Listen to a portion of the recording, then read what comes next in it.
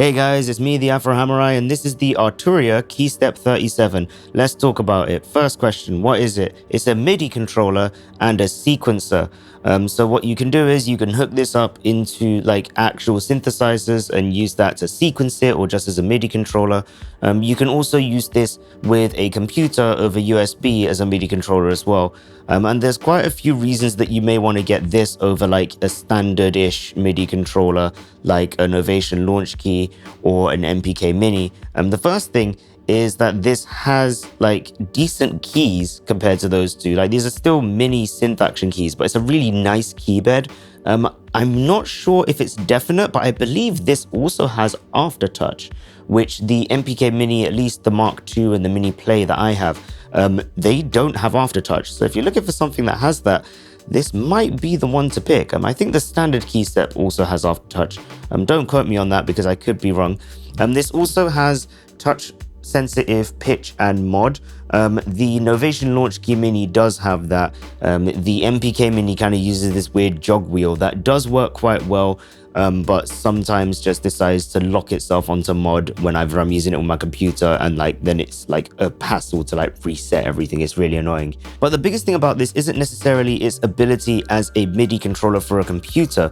I'm going to flip it onto its back and then you'll see what I mean. So at the back, this is a bit different. It has MIDI in and out, sync in and out, and CV output. So this is really built to connect with actual synthesizers. So if you're using something like, hold on a minute, I should have brought this earlier. So if you're using something like one of these, a Vulcan New Bass, I haven't turned it on because I'm lazy. But if you're using one of these, you can sequence this to control that. And then you can set up a sequence of keys that you can play along. You can set it to press play and just start sending the sequence. And this will play along, and you could have another synthesizer that you're just playing with your hands and have this as your backdrop sort of thing. Now that's pretty interesting.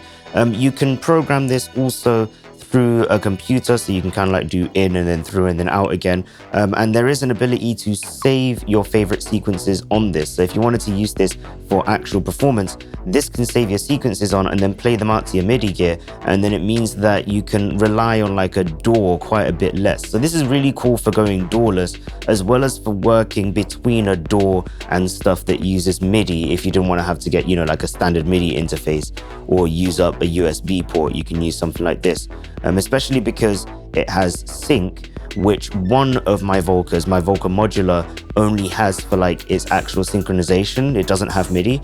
And you can also use it with things like, I would guess, like pocket operators from Teenage Engineering for your synthesis and stuff as well, to make sure it all matches up for recording into your DAW, all of that sort of good stuff. It's also made out of metal at the bottom. It's on a metal frame. This feels like plastic, but a very good plastic. But you know that that's likely not going to, break or anything anytime soon. In fact, if you hit someone over their head with this, it's very likely that you would end up with a much worse lawsuit than you would think with just standard controllers, so don't do it. Now, there are a couple of reasons I say that this isn't the best if you're going to use it just as a MIDI controller for a computer. And it all kind of stems around the sequencer. Now, these controls here don't control a computer, and at least from what I've tried, can't be set as transport controls. They control the sequencer. Now, this is built around it being a sequencer, which is great because you can, play on your DAW or play on this, and then it will start everything along, right? The issue is this will receive start and stop and will always react to it. And I can't find a way in MIDI Control Center to get it to not do that. So when I, for example, start recording in the DAW, like in Ableton, for example, I'll hit record, it will start, the sequence will start, and then also what I'm playing will start. And it just turns into quite a bit of a big mess in terms of actually recording it. So it can be a bit troublesome using it with a computer. It's very likely that I just need to go into like MIDI Control Center and figure something out.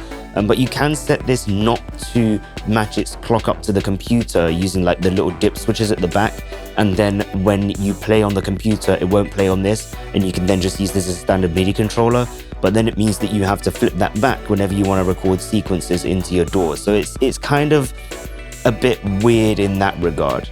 It also, much like most electronics in 2021, just doesn't come with a physical manual.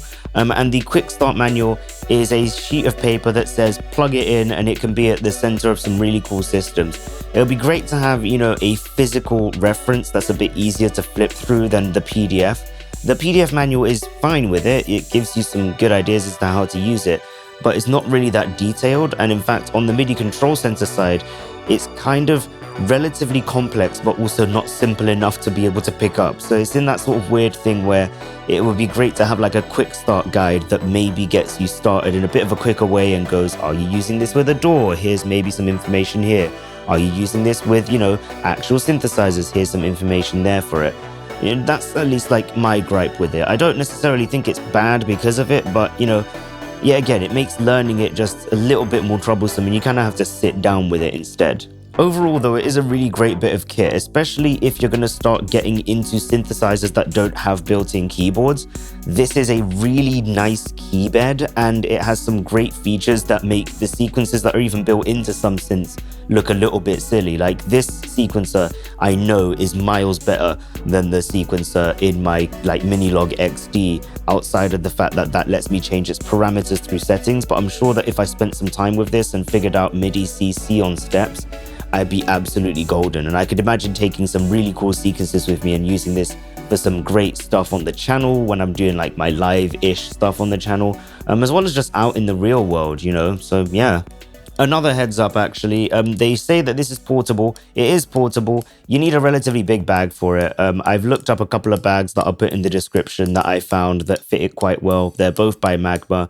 I haven't decided which one I'm getting yet, but I do need a new backpack to be able to take this with me.